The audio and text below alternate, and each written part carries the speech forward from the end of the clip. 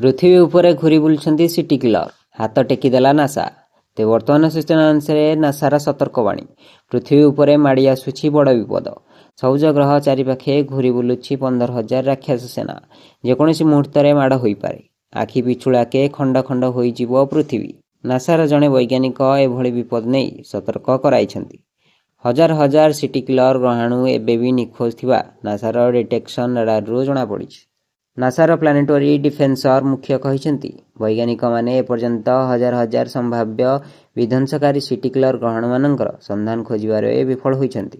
Phoenix रे अमेरिकीय association for the advancement of science सम्मेलन अभिभाषण रे डॉक्टर केलीफास्ट कहिसेंती प्राय 15,000 मध्यम आकार पृथ्वी निकटतम वस्तु चिन्हट हेबाकू बाकी अछि। ए वस्तुगुड़िक मध्यरु जनबसती अंचल गोटे धक्का हेले यह पृथ्वी को बड़ क्षति पहुंचाई पारे। पृथ्वी निकटतम यह वस्तुगुड़िक पाखापाखि 140 मीटर चौड़ा।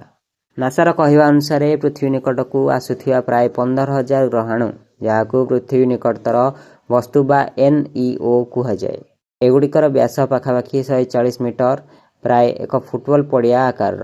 यदि एपरी वस्तु एक जनबसती अंचल पड़े तेबे यह अग्निकांड बन्या भली परिस्थिति सृष्टि करने सह विस्फोरण घटाई पारे जहाँ शह शह किलोमीटर पर्यंत व्यापी पारे।